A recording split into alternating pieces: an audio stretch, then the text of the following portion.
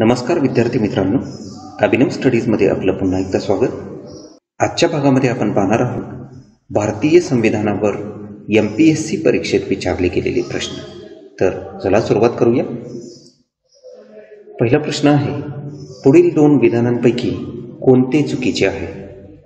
पहिलं विधान आहे, घटना समिती म्हणजे कॉन्स्टिट्युएंट असेंब्ली नंतर विधान समिती म्हणजे लेजिस्लेटिव्ह असेंब्ली बनली, जिचे पुढे रूपांतर तात्पुरत्या किंवा हंगामी संसदेत झाले. आणि दुसरं विधान आहे, ज्या दिवशी घटनेवर सह्या होत होत्या त्या दिवशी बाहेर पावसाची रिमझिम चालू होती, जो एक शकुन मानला गेला. आता या दोन विधानांपैकी कोणतं विधान चुकीचं आहे अशा पद्धतीचा प्रश्न विचारलेला आहे. यामध्ये पर्याय आहे, पर्याय 1 केवळ अ, पर्याय 2 केवळ ब, पर्याय 3 दोन्ही अ व ब आणि पर्याय 4 दोन्ही नाही. बरोबर उत्तर आहे पर्याय 3. अ आणि ब हे दोन्ही विधाने या ठिकाणी चुकीचे आहेत. पुढचा प्रश्न आहे, भारतीय इतिहासाच्या संदर्भात संविधान सभेचे सदस्य विविध प्रांतातून. आता 4 पर्याय दिलेले आहेत. 1 प्रांतातील जनतेने प्रत्यक्षरित्या निवडून दिले होते. 2 भारतीय राष्ट्रीय काँग्रेस आणि मुस्लिम लीगने नियुक्त केले होते. 3 प्रांतीय विधिमंडळांनी निवडून दिले होते. आणि 4 घटनात्मक बाबींच्या विशेषज्ञतेच्या आधारावर सरकारने निवडून दिले होते. बरोबर उत्तर आहे पर्याय 3. भारतीय इतिहासाच्या संदर्भात संविधान सभेचे सदस्य विविध प्रांतातून प्रांतीय विधिमंडळांनी निवडून दिले होते. पुढचा प्रश्न आहे, खालील विधाने विचारात घ्या. अ ब्रिटिश घटना ही अलिखित आहे. ब ब्रिटनमध्ये संसद सर्वोच्च आहे. क ब्रिटिश घटना सर्वात अधिक लवचिक आहे. वरीलपैकी कोणते विधान चुकीचे आहे? 1 अ, 2 ब, 3 क आणि 4 यापैकी नाही. बरोबर उत्तर आहे पर्याय 3. तर ब्रिटिश घटना ही अलिखित आहे, हे बरोबर आहे. ब्रिटनमध्ये संसद हीच सर्वोच्च आहे. मात्र ब्रिटिश घटना ही सर्वात अधिक लवचिक आहे, हे मात्र विधान या ठिकाणी चुकीचं आहे. या ठिकाणी भारतीय राज्यघटना ही सर्वात अधिक लवचिक आहे. पुढचा प्रश्न आहे, संविधान सभेच्या मूलभूत हक्क सल्लागार समितीचे अध्यक्ष कोण होते? 1 पंडित नेहरू, 2 वल्लभभाई पटेल, 3 डॉक्टर राजेंद्र प्रसाद आणि 4 डॉक्टर आंबेडकर. बरोबर उत्तर आहे पर्याय 2 वल्लभभाई पटेल. संविधान सभेच्या मूलभूत हक्क सल्लागार समितीचे अध्यक्ष हे वल्लभभाई पटेल हे होते. पुढचा प्रश्न आहे, खालील जोड्या जुळवा.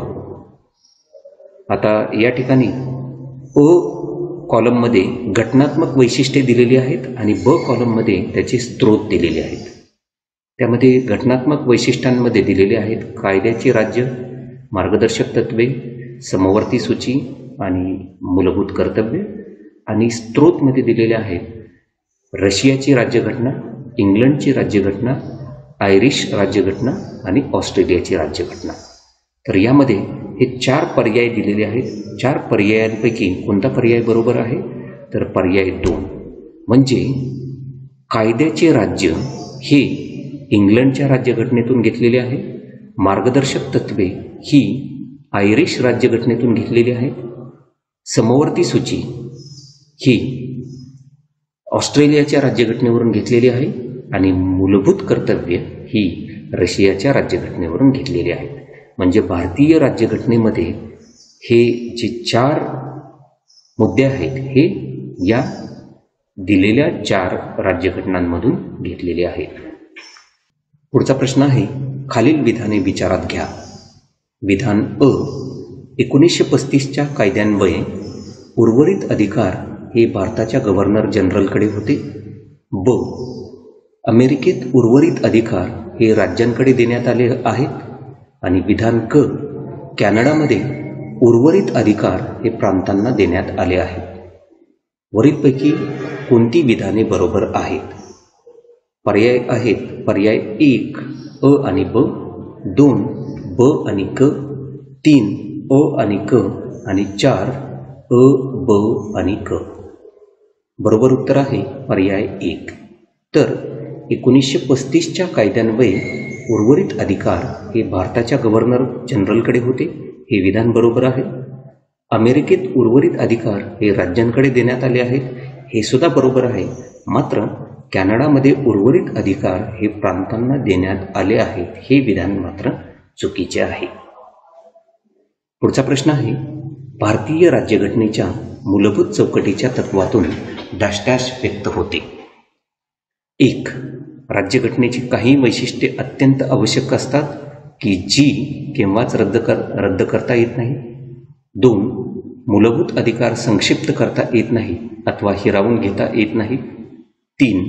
अनुच्छेद 369 मध्ये नमूद केलेल्या घटना दुरुस्तीच्या पद्धती व्यतिरिक्त अन्य मार्गाने राज्यघटनेत बदल करता येऊ शकत नाही. आणि 4. सरनाम्यामध्ये बदल केला जाऊ शकत नाही कारण तो राज्यघटनेचा भाग असत नाही. बरोबर उत्तर आहे पर्याय 1. भारतीय राज्यघटनेच्या मूलभूत चौकटीच्या तत्वातून राज्यघटनेची काही वैशिष्ट्ये अत्यंत आवश्यक असतात की जी केव्हाच रद्द करता येत नाहीत, हे व्यक्त होते.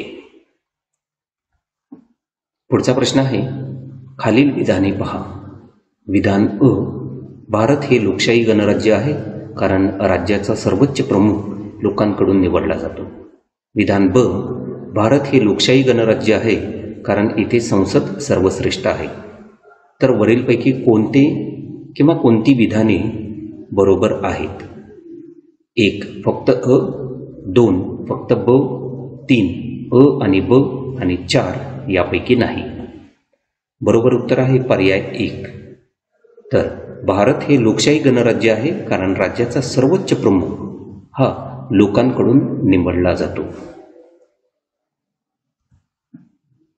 पुढचा प्रश्न आहे, भारतीय राज्यघटनेची प्रस्तावना महत्त्वाची आहे कारण ए. त्यातून सत्ता अधिकाराचे स्रोत व्यक्त होतात. बी. त्यातून राज्याचे स्वरूप म्हणजे नेचर व्यक्त होते. सी. त्यातून राज्यघटनेची व राजकीय व्यवस्थेची उद्दिष्टे म्हणजेच ऑब्जेक्टिव्स व्यक्त होतात. आणि डी. त्याद्वारा राज्यघटनेतील कलमांचा अर्थ स्पष्ट करताना न्यायसंस्थेला आधार घेता येणे शक्य होते. वरीलपैकी कोणते किंवा कोणती विधान किंवा विधाने सत्य आहेत? पर्यायी उत्तरे आहेत. 1. ए आणि बी. 2. फक्त सी. 3. बी, सी आणि डी आणि 4. वरील सर्व. बरोबर उत्तर आहे पर्याय 4. वरील सर्व विधाने म्हणजे ए, बी, सी आणि डी हे सर्व विधाने बरोबर आहेत. पुढचा प्रश्न आहे, भारतीय निधर्मीपणाला एक मोझेक फ्रेम का म्हटले आहे? ए. कारण त्यामध्ये अनेक धर्म व भाषा मानाने व स्वातंत्र्याने राहतात. बी. कारण त्यामध्ये सर्व गट आपली ओळख नष्ट न करता एक संमिश्र संस्कृतीचा घटक होतात. सी. सामान्य माणसाला ते अधिकार आणते. आणि डी. कारण भारतात कोणत्याही धर्माला राज्यधर्माचे स्थान नाही.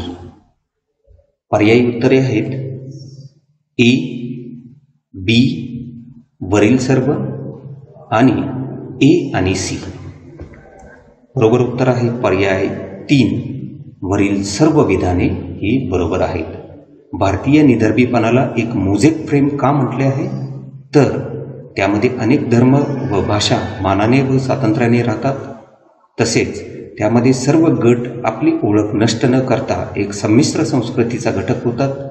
त्यासोबत सामान्य माणसाला ते एकत्र आणते आणि भारतात कोणत्याही धर्माला राज्यधर्माचे स्थान नाही. पुढचा प्रश्न आहे, आर्थिक न्याय हे भारतीय राज्यघटनेचे उद्दिष्ट असून त्याची तरतूद यामध्ये आहे. 1. सरनामा आणि मूलभूत अधिकार. 2. सरनामा आणि मार्गदर्शक तत्वे. 3. मूलभूत हक्क आणि मार्गदर्शक तत्वे आणि 4. यापैकी नाही. बरोबर उत्तर आहे पर्याय 2. आर्थिक न्याय हे भारतीय राज्यघटनेचे उद्दिष्ट असून त्याची तरतूद सरनामा आणि मार्गदर्शक तत्वे यामध्ये केलेली आहे. पुढचा प्रश्न आहे भारतीय राज्यघटनेची वैशिष्ट्ये व जगातील इतर राज्यघटनेची उसनवारी यांच्या जोड्या लावा. यादी क्रमांक 1 मध्ये वैशिष्ट्य दिली आहेत आणि 2 मध्ये त्याचे स्रोत दिलेले आहेत. वैशिष्ट्य आहेत राज्यपालांचे पद, न्यायालयीन पुनरावलोकन, मार्गदर्शक तत्वे आणि संसदीय राज्यपद्धती. आणि स्रोत आहेत भारत सरकार कायदा 1935, ब्रिटिश घटना, आयर्लंडची घटना आणि अमेरिकेची घटना. यामध्ये बरोबर उत्तर आहे पर्याय 1 म्हणजे राज्यपालांचे पद हे भारत सरकार कायदा 1935 अन्वये घेतलेले आहे. न्यायालयीन पुनरावलोकन हे अमेरिकेच्या राज्यघटनेवरून घेतलेले आहे. मार्गदर्शक तत्वे ही आयर्लंडच्या राज्यघटनेवरून घेतलेली आहेत आणि भारतीय संसदीय राज्यपद्धती ही ब्रिटिश राज्यघटनेतून घेतलेली आहे. पुढचा प्रश्न आहे खालील विधाने विचारात घ्या. ब्रिटनमध्ये विधिनियमात न्यायालयीन पुनर्विलोकनाची परवानगी नाही. पुढचं विधान आहे जेथे न्यायालयीन पुनराविलोकनाबाबत कोणतीही मर्यादा नाही अशा अमेरिकेच्या न्यायसंस्थे इतकी भारतीय न्यायसंस्था श्रेष्ठ नाही. या ठिकाणी पर्याय आहेत विधान अ बरोबर व ब चुकीचे. पर्याय 2 विधान अ चुकीचे ब बरोबर. पर्याय 3 दोन्ही विधाने चुकीची आणि पर्याय 4 दोन्ही विधाने बरोबर. बरोबर उत्तर आहे पर्याय 4 दोन्ही विधाने या ठिकाणी बरोबर आहेत. पुढचा प्रश्न आहे भारतीय राज्यघटनेतील या प्रकरणामुळे कल्याणकारी राज्याच्या संकल्पनेचा विकास झाला. ए मूलभूत हक्काचे प्रकरण, बी मूलभूत कर्तव्ये, सी उद्देशपत्रिका आणि डी राजनीतीची मार्गदर्शक तत्वे. वरीलपैकी कोणते विधान बरोबर आहे? 1 फक्त डी, 2 फक्त ए, 3 ए आणि बी आणि 4 ए, सी आणि डी. बरोबर उत्तर आहे पर्याय 1 फक्त डी हे विधान या ठिकाणी बरोबर आहे.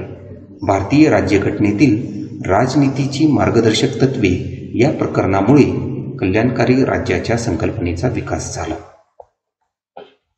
पुढचा प्रश्न आहे नागरिकत्व कायदा 1955 अंतर्गत खालीलपैकी कोणत्या पर्यायाद्वारे एखादी व्यक्ती भारताचा नागरिक बनू शकते? ए भूमी अधिग्रहित झाल्यामुळे, बी वारसा हक्काने, सी जन्म भारतात झाल्याने, डी राष्ट्रीयकरणाद्वारे आणि ई नोंदणीद्वारे. खालीलपैकी योग्य पर्याय निवडा. पर्याय 1 बी, सी, डी व ई, 2 ए, बी, सी व डी, 3 ए, सी, डी व ई आणि 4 ए, बी, सी व ई. बरोबर उत्तर आहे पर्याय 4. तर नागरिकत्व कायदा 1955 अंतर्गत खालीलपैकी कोणत्या पर्यायाद्वारे एखादी व्यक्ती भारताचा नागरिक बनू शकते? तर भूमी अधिग्रहित झाल्यामुळे, वारसा हक्काने, जन्म भारतात झाल्याने आणि नोंदणीद्वारे. तर या पर्यायाअंतर्गत कोणतीही व्यक्ती ही भारताचा नागरिक बनू शकते.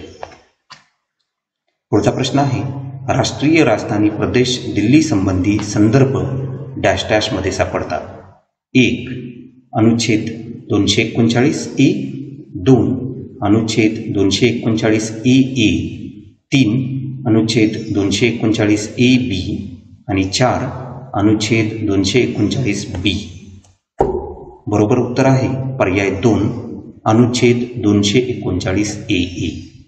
राष्ट्रीय राजधानी प्रदेश दिल्ली संदर्भ अनुच्छेद 239 ए ए मध्ये सापडतात.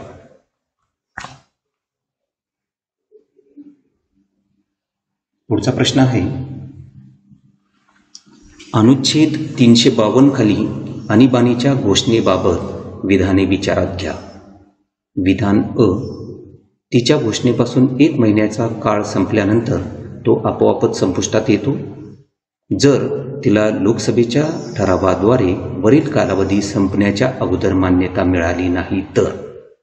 विधान ब, राष्ट्रपतीला आणीबाणी घोषित करण्याचा अधिकार आहे, मात्र त्यासाठी संपूर्ण मंत्रिमंडळाने त्यांना ती घोषित करण्यासाठी अलिखित स्वरूपात शिफारस केली तर. पर्यायी विधाने आहेत: 1. विधान अ बरोबर, 2.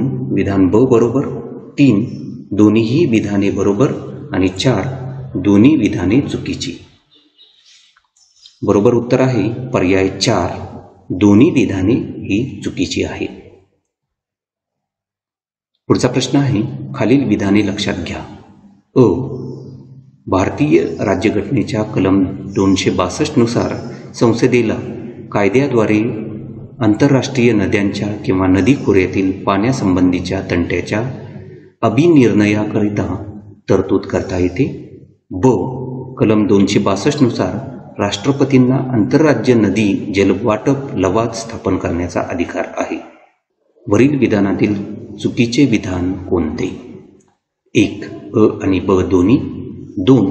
फक्त अ, 3. फक्त ब आणि 4.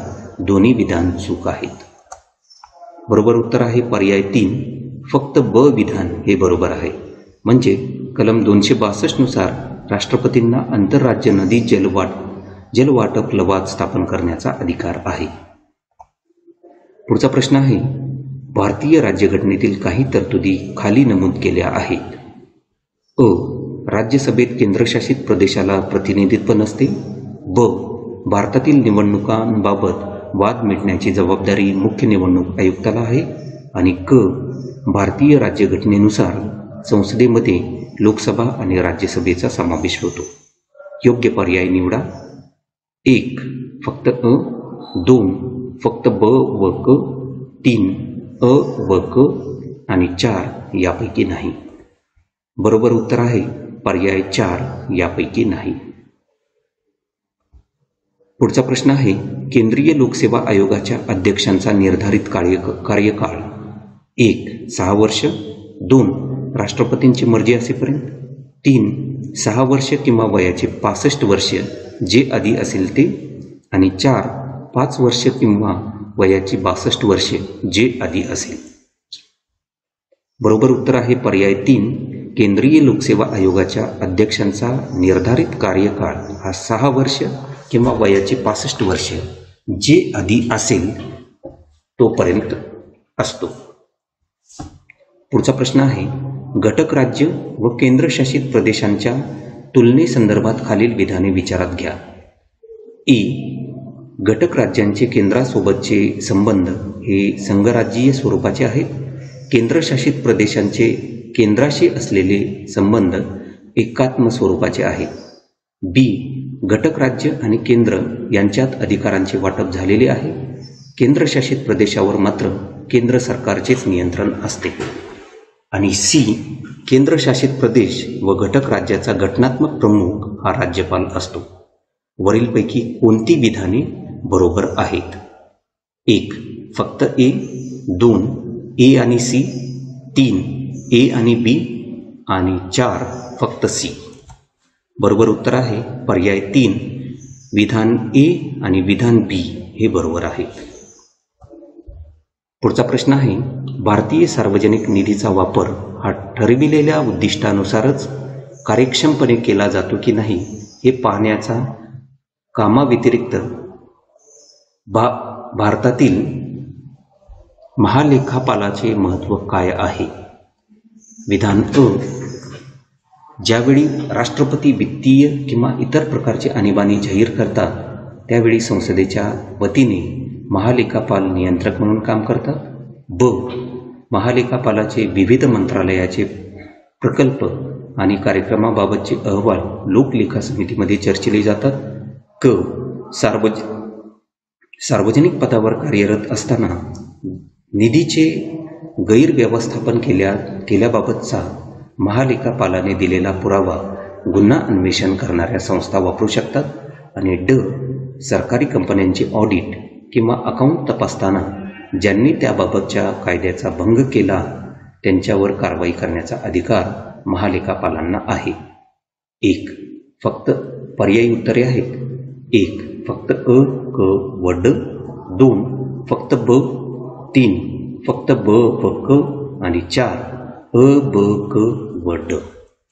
बरोबर उत्तर आहे पर्याय 3. फक्त ब व क ही 2 विधाने बरोबर आहेत. पुढचा प्रश्न आहे, खालील विधाने विचारात घ्या. भारताचा अटॉर्नी जनरल हे करू शकतो. अ. लोकसभेच्या कामकाजात सहभागी होऊ शकतो. ब. लोकसभेच्या समितीचा सदस्य असू शकतो. क. लोकसभेत बोलू शकतो.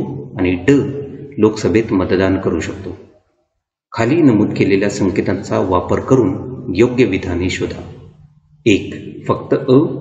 2. फक्त 2 आणि 4 म्हणजे फक्त ब आणि ड. 3. फक्त अ, ब आणि क. आणि 4. फक्त अ आणि क. बरोबर उत्तर आहे पर्याय 3. अ, ब आणि क ही 3 विधाने बरोबर आहेत. पुढचा प्रश्न आहे, खालीलपैकी कोणास संसद सभासदांचा मित्र, तत्वज्ञ व मार्गदर्शक म्हणून ओळखले जाते? 1. महान्यायवादी. 2. नियंत्रक व महालेखा परीक्षक. 3. महासचिव. आणि 4. संसदीय कामकाज मंत्री. बरोबर उत्तर आहे पर्याय 2. नियंत्रक व महालेखा परीक्षक. पुढचा प्रश्न आहे, खालीलपैकी केंद्रीय लोकसेवा आयोगाचे कोणते महत्त्वाचे वैधानिक कार्य आहे? 1. नागरी सेवांमध्ये भरती, बढती आणि नियंत्रणाच्या पद्धतीसंबंधी शासनास सल्ला देणे.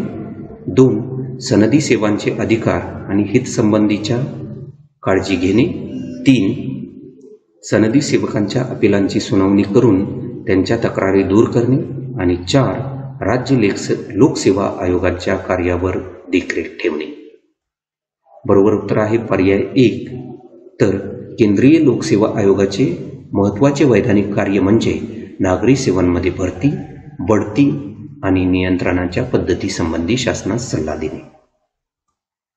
पुढचा प्रश्न आहे, खालीलपैकी कोणत्या निगम व निकाय यांचा भारतीय राज्यघटनेत नोंद नाही? 1. अ. राष्ट्रीय विकास समिती. ब. योजना आयोग.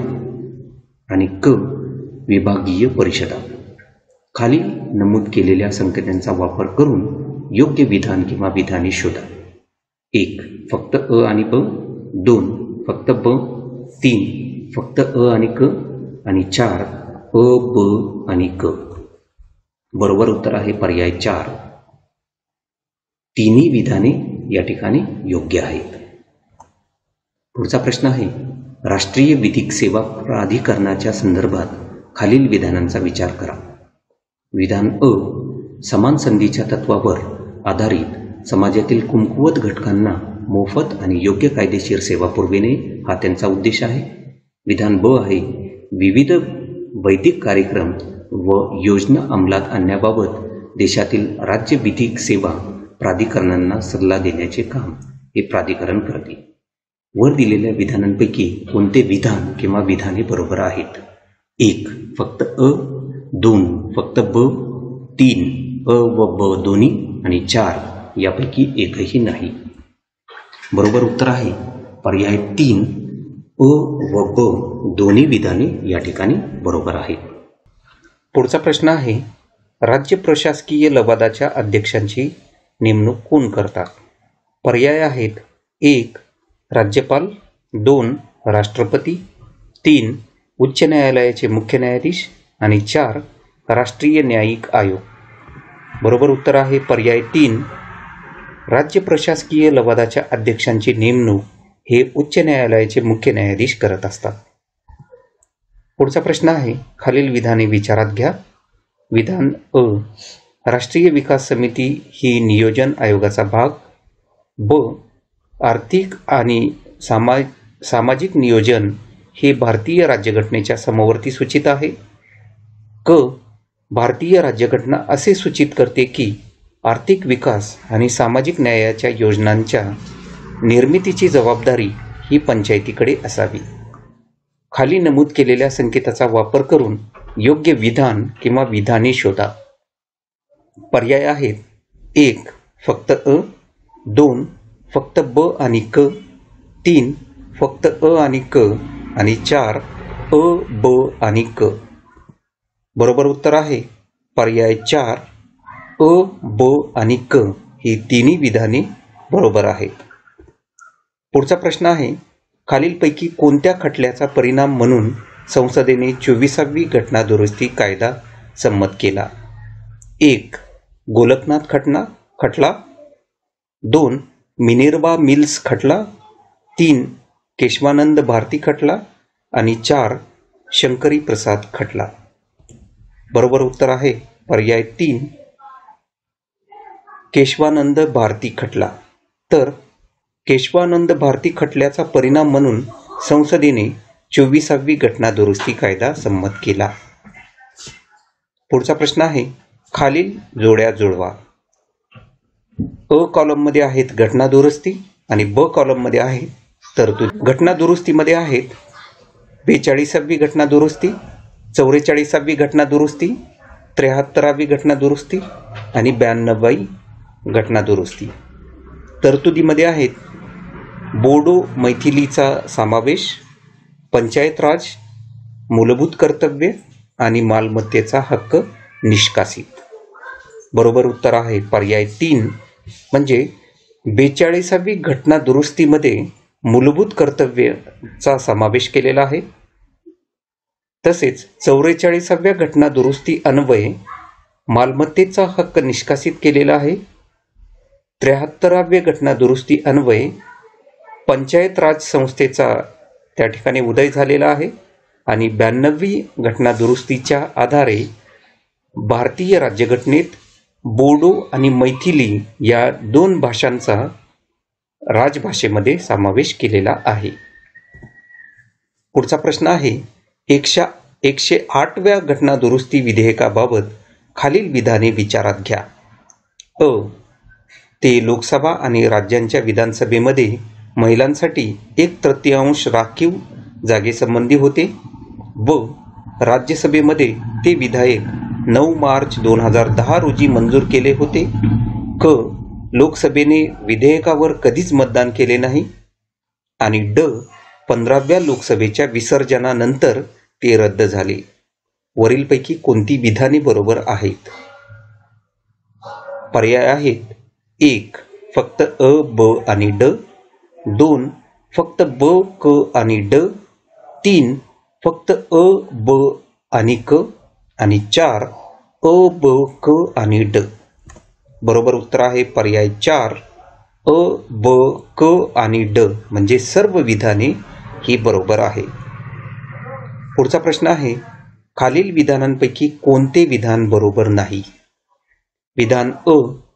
घटना दुरुस्ती विधेयक हे एखाद्या मंत्र्यांकडून अथवा खाजगी सभासदांकडून मांडले जाऊ शकते आणि त्यासाठी राष्ट्रपतीच्या पूर्व परवानगीची गरज नसते. विधान ब. घटना दुरुस्ती विधेयकाला राज्यांनी किती कालावधीमध्ये संमती द्यावी याबाबत त्यांच्यावर बंधन नाही. बरोबर पर्यायी विधाने आहेत: 1. फक्त अ, 2. फक्त ब, 3. दोन्ही अ आणि ब, आणि 4. वरीलपैकी एकही नाही. बरोबर उत्तर आहे पर्याय 4. वरीलपैकी एकही विधान बरोबर नाही. तर मित्रांनो, अशा पद्धतीने आजच्या भागामध्ये आपण भारतीय संविधानावर आधारित मागील काही MPSC परीक्षांमध्ये विचारले गेलेले प्रश्न आपण पाहिले. मित्रांनो, हा व्हिडिओ आपल्याला आवडला असेल तर लाईक बटनावर क्लिक करा. आपल्या मित्रमैत्रिणींपर्यंत हा व्हिडिओ शेअर करायला विसरू नका. आणि अशाच पद्धतीने स्पर्धा परीक्षांवर आधारित नवीन व्हिडिओ सर्वात अगोदर आपल्याला मिळण्यासाठी आमच्या अभिनव स्टडीज या चॅनलला अवश्य सबस्क्राईब करा आणि बेल आयकॉनवर प्रेस करा. धन्यवाद.